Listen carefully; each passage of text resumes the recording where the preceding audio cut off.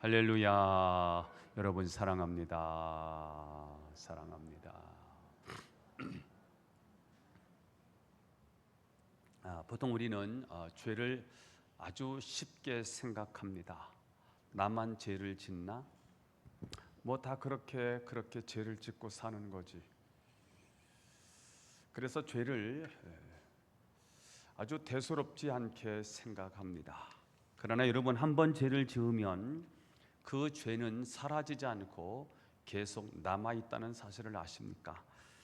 그리고 그 죄가 쌓이고 쌓이면 어느 날 그 죄는 심판으로 바뀐다는 사실입니다. 하나님은 드디어 죄가 쌓이고 쌓였던 소돔과 고모라 성을 유황과 불로 심판하기 시작하셨습니다. 오늘 본문 24절 25절을 읽겠습니다. 시작.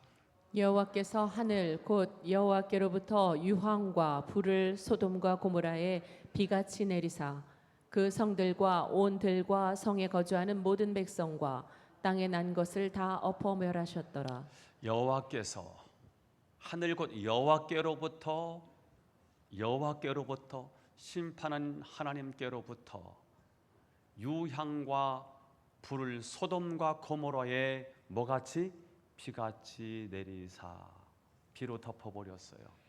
그 성들과 온 들과 성에 거주하는 모든 백성과 땅에 난 것들을 다 엎어 멸하셨더라. 고대의 원자폭탄이 떨어졌네요. 무시무시한 원자폭탄, 수수폭탄이 고대의 소돔과 고모라를 향해서 떨어졌습니다.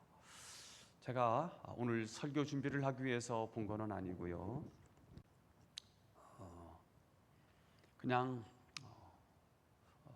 역사를 좋아하기 때문에 역사에 대한 유튜브를 이렇게 듣는 가운데 제2차 세계대전을 종식시킨 일본 히로시마와 나가사키에 떨어졌던 원자폭탄의 그 과정을 그 역사학자들이 설명하는 모습을 제가 잠깐 듣게 됐습니다.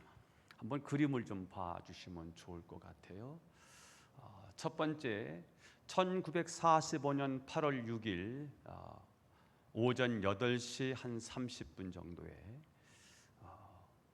B-29기가 요 니틀보이라고 하는 원자폭탄을 싣고 일본 히로시마에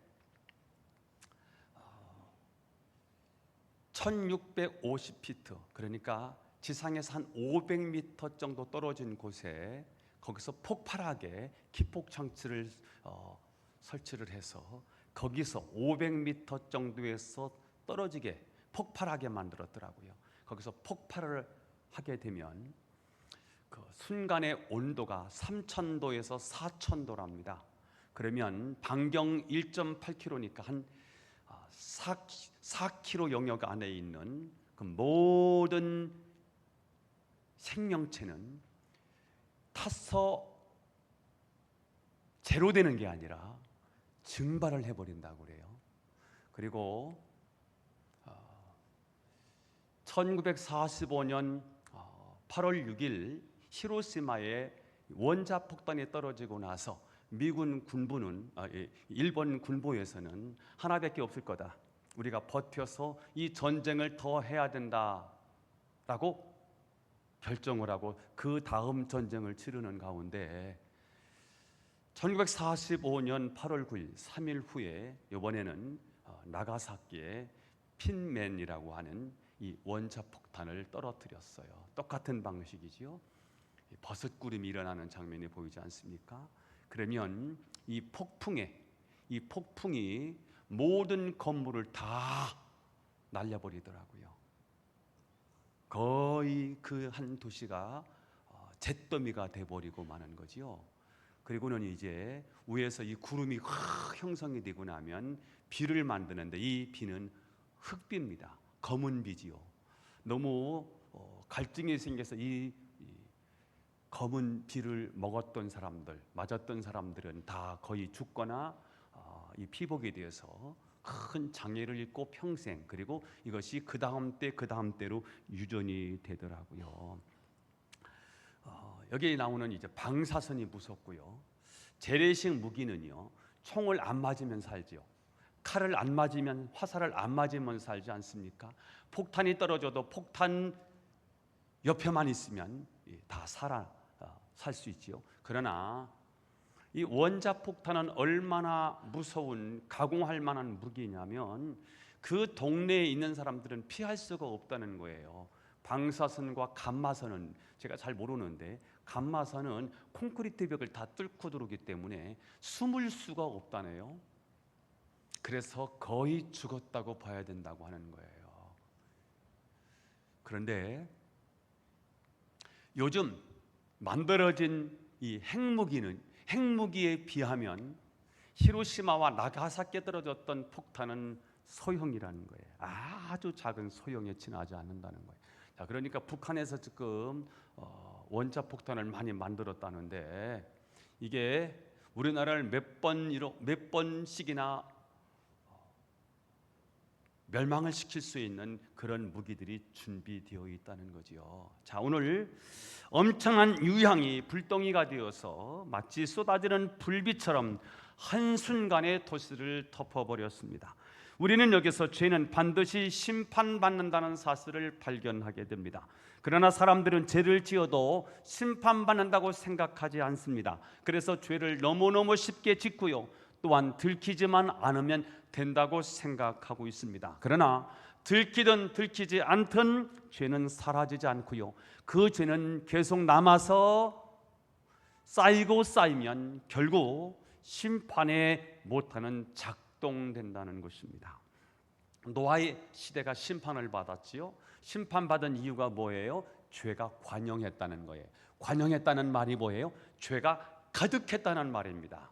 왜 죄가 가득할 수밖에 없었을까요? 지지난주에 그런 말씀을 했어요. 죄의 보편화요, 죄의 일반화요, 죄의 집단화요. 뭐 나만 죄를 짓나? 다 죄 짓고 사는 거지 뭐. 저기도 죄 짓고 저기도 죄 짓는데 다 죄를 짓다 보니까 그 죄가 죄로 인식되지 않아요. 뭐 그까짓 거 뭐 그게 뭐가 대수인데, 이렇게 되는 거예요. 죄의 일반화. 옛날에는 끔찍했던 죄예요. 무서웠던 죄예요. 치를 떨던 죄였습니다. 그러나 죄가 일반화되니까요, 우리 마음이 화인이 맞았어요. 양심이 작동하지 않아요. 마음이 어지간한 죄에 대해서는 움직이지 않아요. 죄책감 같은 게 전혀 느껴지지 않아요. 그래서 너도 짓고 나도 죄를 져요. 그러다 보니까 죄가 막 엄청나게 쌓이게 되지요. 죄가 관영함으로 하나님께서는 노아 시대, 홍수로 한 시대를 쓸어버리시지 않습니까? 자, 하나님의 심판은 개인 심판도 있고요, 집단적인 심판도 있습니다. 개인적인 심판은 개인이 그냥 회개하고 돌아서면 됩니다. 그러나 집단이 심판을 받았을 때는 개인이 아무리 착하게 살고 회개해도 소용이 없습니다. 소돔 고모라 성이 멸망할 때 그 심판에서 벗어날 수 있는 유일한 길은 무엇입니까? 그 도시를 빠져나오는 것입니다. 살기 위해서는 회개하고 그 당시 또 믿는다고 해도 소용이 없어요. 빠져나와야 돼요. 깡패 집단에 있으면 아무리 착하게 살려고 해도요, 착하게 사라지지 않습니다. 그 소굴에서 빠져나와야 되겠지요. 천사들은 롯과 그의 가족들을 성 밖으로 끌어냈습니다. 일단 위기를 극복한 것입니다. 그러나 소돔 성을 밖으로 끌어냈다고 해서 구원이 완성된 것이 아닙니다. 그래서 천사들은 롯의 가족들에게 뒤를 돌아보지 마라, 그리고 머뭇거리지 마라, 저 산을 향해서 속히 도망가라 라고 했습니다. 그렇습니다. 신앙은 머뭇거리면 안 됩니다. 신앙은 자전거 타기라고 말씀드렸어요. 계속 페달을 밟지 않으면 쓰러져요. 기도의 페달을 밟아야 돼요. 말씀의 페달을 밟아야 됩니다. 예배의 페달을 밟아야 됩니다. 이 페달을 밟지 않으면, 신앙의 페달을 밟지 않으면 신앙은 쓰러지는 거예요. 그래서 우리는 목표가 어디입니까? 그리스도의 장성한 분량에 이르도록 우리가 계속해서 페달을 밟아서 주님을 닮는 그리스도의 장성한 분량에 이르도록 우리의 인격이, 우리의 신앙이 자라고 성숙해져야 되겠지요. 이것을 교리적으로 성화라고 말합니다. 그러나 우리는, 우리 마음속에는 뒤돌아서고 싶은 충동이 우리 안에 있다는 것입니다. 우리는 이미 과거로 돌아갈 수 없는 사람들이지요. 우리는 이미 예수를 믿고 구원받고 하나님의 자녀가 됐고요, 죄에서, 사망에서, 사단의 권세에서 이미 빠져나온 사람이에요. 돌아가면 죽습니다. 돌아가면 죽는다는 사실을 알지만 우리 안에는 이 희귀 본능이 있어요. 출애굽을 한 이스라엘 백성들이 젖과 꿀이 흐르는 가나안 땅을 향해 진격해 가다가 광야에서 힘들고 어려운 때를 만나면 그때마다 그들이 꼭 애굽으로 돌아가겠다는 거예요. 애굽으로 돌아가면 죽는 거예요. 우리 안에 있는 죄성은요, 자꾸만 과거로 돌이키고 싶은 마음이 있다는 거예요. 오늘 노새의 아내가 그랬습니다. 26절을 읽어 보겠습니다. 시작. 롯의 아내는 뒤를 돌아보았으므로 소금 기둥이 되었더라. 노새 아내는 뒤를 돌아보므로 소금 기둥이 되었습니다. 오늘 노새처는 왜 뒤를 돌아보았을까? 이것이 오늘 던지는 질문입니다. 노새 아내는 왜 뒤를 돌아보아 소금 기둥이 되었을까? 두 가지 추측을 해봅니다. 첫째는 소돔에 대한 미련 때문, 세상에 대한 미련 때문이었을 것입니다. 롯은 소돔이 곧 멸망할 것이니 속히 가족들을 성 밖으로 끌어내라는 천사의 긴급한 메시지를 들었습니다. 그러나 그 메시지를 듣고도 롯은 지체하지요. 그러자 천사들이 롯의 가족들을 강제로, 억지로 강권해서 성 밖으로 끌어냈습니다. 성경은 이 사건을 뭐라고 해석해 주었지요? 여호와께서 그에게 자비를 더하심이었더라. 성경은 이 강권을 자비를 더한 사건으로 해석해 주었습니다.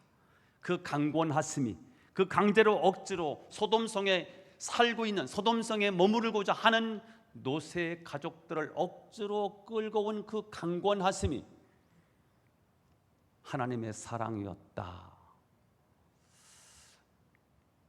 내가 마음이 우러나서 내 인격대로 그렇게 하기까지는요, 그게 쉽지 않아요. 어쩌면 평생 내 스스로 신앙생활을 못할 거예요. 하나님의 강권하심이 필요하죠. 형제고 자매의 강권이 필요하죠. 억지로 끌어왔는데 예수를 믿게 된 거예요. 헤세드예요. 하나님의 자비, 하나님의 긍휼하심이었다는 거예요. 자, 그러니까 오늘 롯과 롯의 가족들은 이미 하나님의 자비를 경험했습니다. 이미 하나님의 은혜와 하나님의 사랑을 경험했습니다. 그리고 천사들을 통해서 뒤를 돌아다보지 마라, 뒤를 돌아다보면 죽는다, 앞을 향해서, 저 산을 향해서 달려가야 된다라고 하는 메시지를 이미 들었습니다.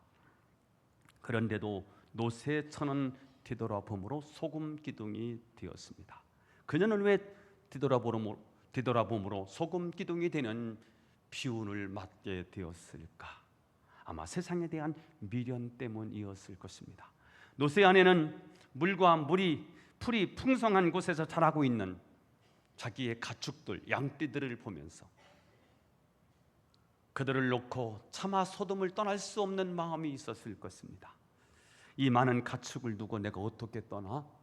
뼈골이 부러지도록 내가 일을 해서 성공해 놓은 이 사업을 놓고 내가 어떻게 이 도시를 떠난단 말인가? 물질이 많은 곳에는 항상 미련이 많습니다.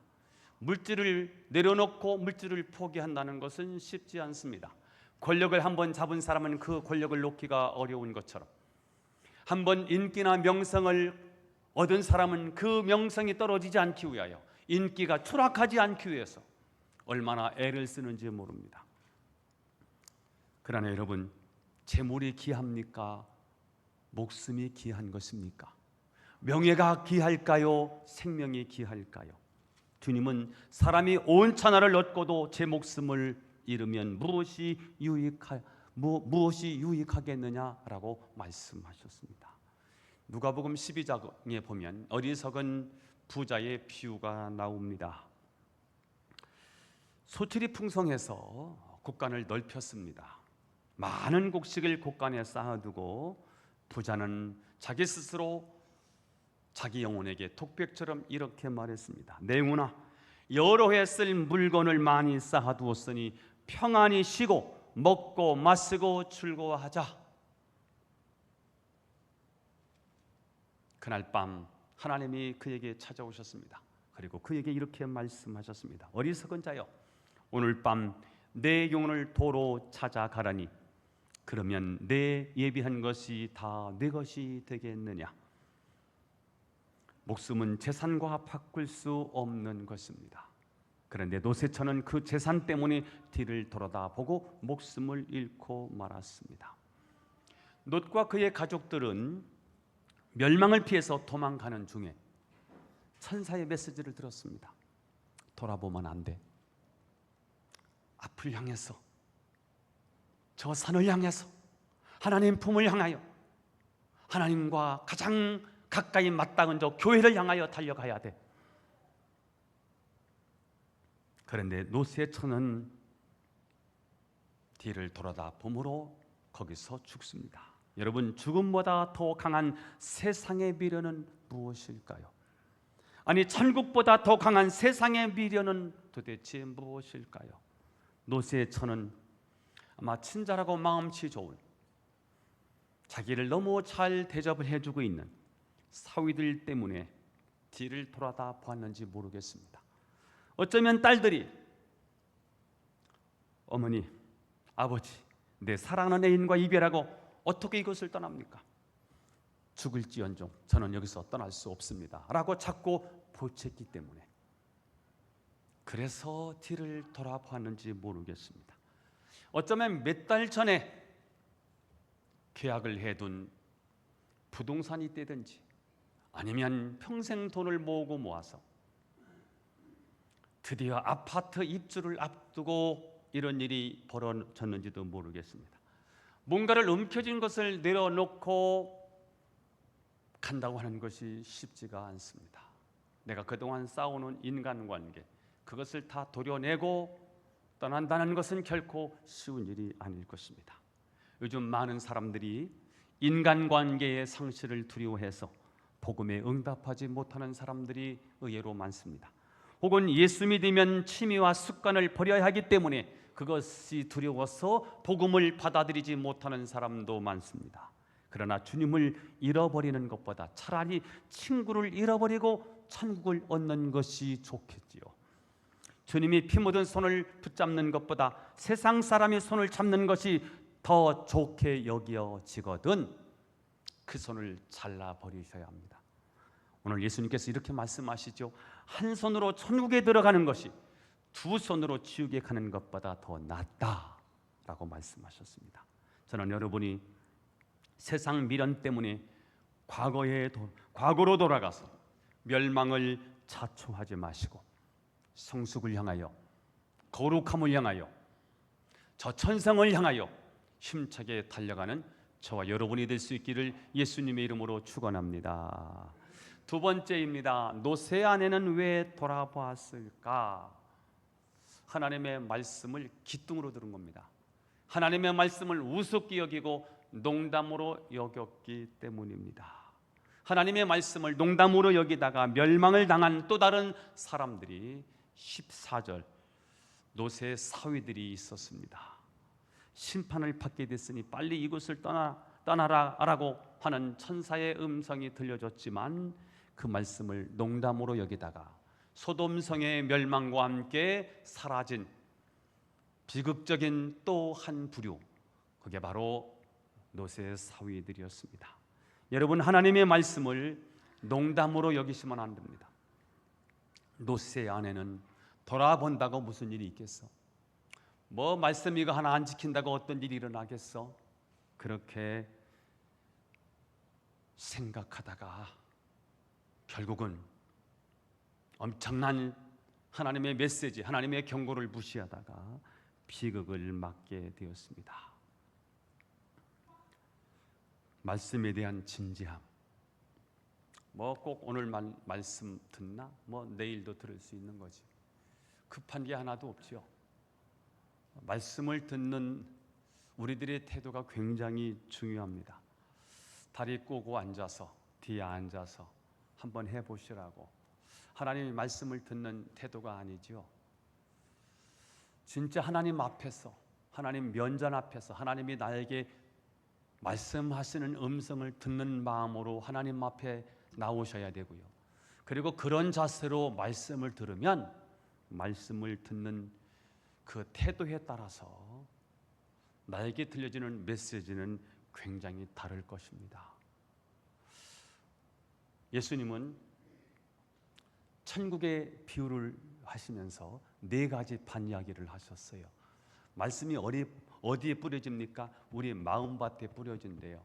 길가밭이 있어요. 처음부터 길가는 아니에요. 하도 다니다 보니까 이 마음이 굳어져서 길가 같은 밭이 되었어요. 말씀이 뿌려졌는데요, 말씀이 하나도 들어가질 않아요. 딱딱하게 굳어 있어요. 세상 게 다 들어가 있죠. 그래서 말씀이 들어오질 않아요. 새들이 와서 쪼아먹었대요. 2번째 밭은 돌밭입니다. 흙이 얇아요. 씨가 뿌려져서 발아하고요, 뿌리를 내리는데 뿌리를 깊이 내리지를 못해요. 조금만 어려움이 있으면 다 쓰러져요. 돌밭입니다. 가시밭이 있습니다. 뿌리를 깊이 내리는 줄 알았더니 가시가 기운을 막아요. 이 가시는 어둠의 권세예요. 핍박이 있고 환난이 있고요. 그리고 세상의 염려나 재물의 유혹이 있으면 그냥 넘어가요. 이 밭은 가시밭이지요. 그러나 옥토가 있다는 거예요. 좋은 밭이 있다는 거예요. 그냥 씨가 좋은 밭에만 뿌린 게 아니에요. 그냥 뿌린 거예요. 그냥 후 하고 뿌렸어요. 그런데 좋은 밭은, 좋은 밭에 씨가 뿌려지니까 30배, 60배, 100배의 열매를 거두더라는 거예요. 이게 천국의 비유예요. 우리 안에 천국이 임하는 거예요. 우리 밭이 중요해요. 옥토를 만드는 거예요. 개량된 밭이에요. 각군, 일군 밭인 거예요. 옥토로 만들어지는 거지요. 태도가 얼마나 중요합니까? 어젯밤에 밤 2시, 3시까지 TV 보고 영상 보다가 간신히 일어나서 교회 왔어. 그 예배에 제대로 되겠어요? 졸려 죽겠는데. 자꾸 졸음이 밀려오지요. 밭을 옥토로 가주지 않았어요. 일단 옥토가 되면 씨는 열매를 맺게 돼 있다는 거예요. 얼만큼 열매를 맺습니까? 100배, 60배, 30배의 열매를 거둔다는 거예요. 미움의 마음이 있었어요. 증오의 마음이 있었어요. 도저히 용서할 수 없는데 열매가 맺었어요. 증오의 사람이, 미움의 사람이 사랑의 사람으로 바뀌었어요. 왜요? 이게 바뀌었다 이거예요. 열매 맺었다 이거죠. 늘 완악했어요. 싸나운 기운이 있었어요. 그런데 한 번도 눈물을 흘리지 않았던 사람이 애통의 눈물을 흘려요. 애통하는 자는 복이 있나니. 그래서 주님의 위로를 받아요. 30배, 60배, 100배의 열매를 거둔다는 거예요. 이게 밭인 거예요. 여러분, 하나님의 말씀이 떨어질 때 하나님의 말씀으로 들려지기를 축복합니다. 하나님이 내게 주시는 말씀으로 들려지기를 축복합니다. 우리를 유혹하고 넘어뜨리는 마귀의 관심은 하나님의 말씀을 기뚱으로 듣게 하는 거예요. 농으로 듣게 만드는 거예요. 우리가 하나님의 말씀을 듣고 제대로 살면 마귀는 패배하기 때문에, 우리는 승리하고 마귀는 패배하는 것이기 때문에 마귀는 말씀을 잘 듣지 못하게 만들어요. 그래서 사탄은 우리가 교회에 와서 예배 드리면서도 말씀을 듣지 못하게 합니다. 설교를 들을 때 졸게 만들어요. 다른 것에 굉장히 바쁘게 만들고요. 핸드폰을 가지고 와서요, 뒤에서 계속 핸드폰만 만지작거리다가 돌아가요. 그건 예배가 아니죠. 아예 핸드폰을 끄든지 핸드폰을 그냥 호주머니에 집어넣고 벨이 울리지 않도록 만들든지 해야 합니다. 설교를 듣지 못하게 하는 사탄의 최대의 방법은 뭘까요? 설교자와 악한 감정을 갖게 하는 거예요. 설교자와 미움의 감정을 갖게 만들어요. 그러면 아무리 좋은 설교도 사실은 들리지 않습니다. 마귀 관심은 여러분으로 하여금 하나님의 말씀을 듣지 못하게 한다는 것입니다. 사탄은 지금도 우리를 유혹하기를 교회는 가라, 그러나 설교는 듣지 마라, 그렇게 말합니다. 그리고 예배에는 관심이 없고 다른 일만 열심히 일을 하게 합니다. 은혜 받을 시간만 들어가지 못하게 만듭니다. 문제는 우리가 이렇게 말씀을 받지 않으면 어떻게 될까? 화가 납니다. 굉장히 인간적이 됩니다. 그리고 굉장히 상식적이 되고 합리적이 되고요, 더구나 율법적이 돼버려요. 나는 이만큼 하는데 너는 뭐냐, 이렇게 되는 거예요. 그러면 삶이 굉장히 비참해지는 거예요. 불쌍해지는 거지요. 교회 나오면서도 뭔가 마음이 불편한 거예요. 진짜 우리가 은혜를 받아야 되거든요. 무엇을 은혜를 받으면 될까요? 말씀으로요.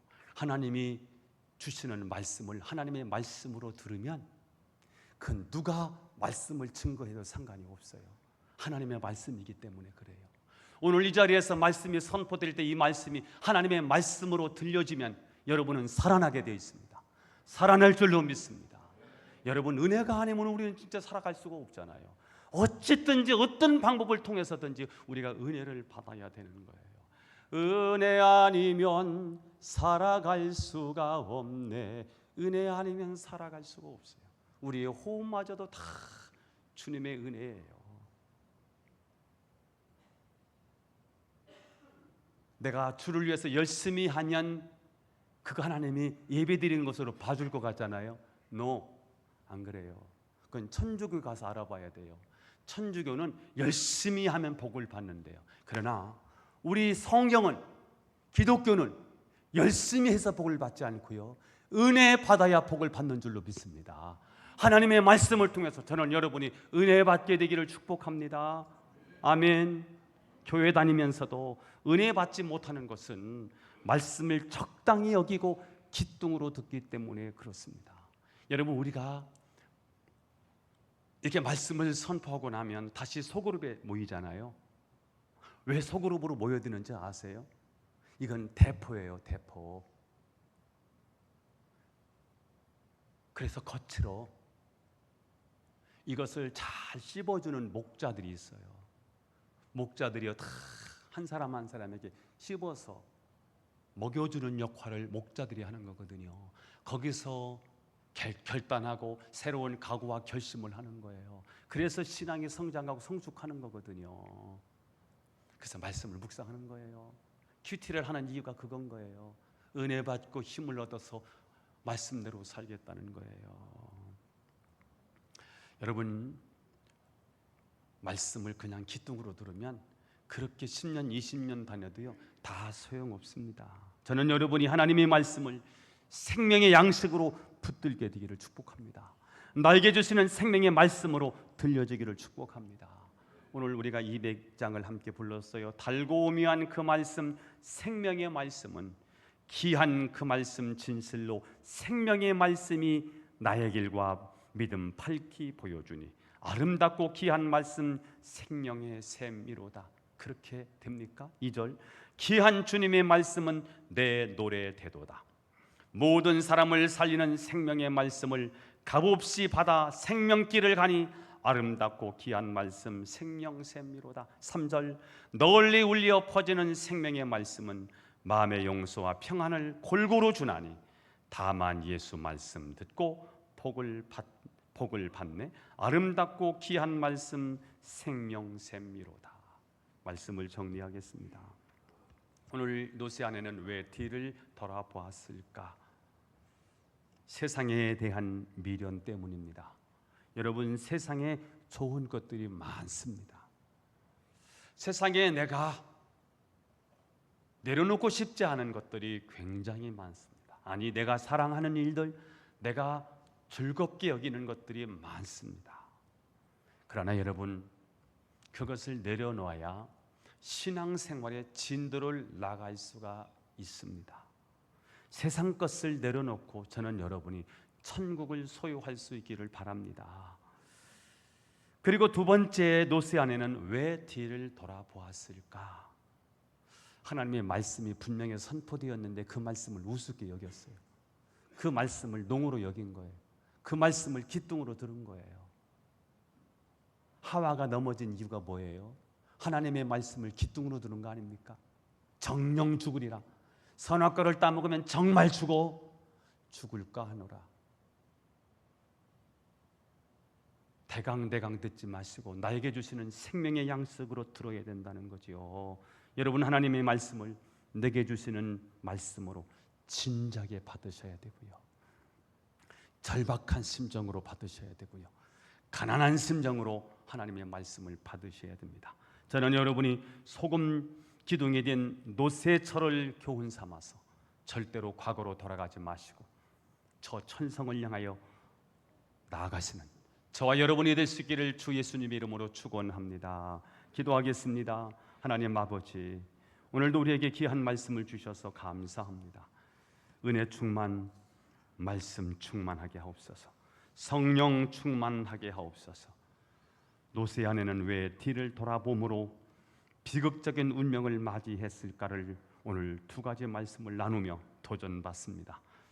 소돔에 대한 미련 때문에 뒤를 돌아다 봤다면 이 땅에 살고 있는 우리 그리스도인들은 세상에 대한 미련을 내려놓고 저 천성을 향하여 달려가게 하옵소서. 하나님의 말씀이 선포될 때 하나님의 말씀으로 듣지 아니하고 우습게 여기고 경히 여기고 농담으로 여기고 기뚱으로 듣는 어리석은 우리를 범하지 않도록 날마다 말씀에 집중하고 말씀 붙잡고 신앙생활 승리하는 우리들이 되게 하옵소서. 축복하며 주 예수 그리스도의 이름으로 기도하옵나이다. 아멘.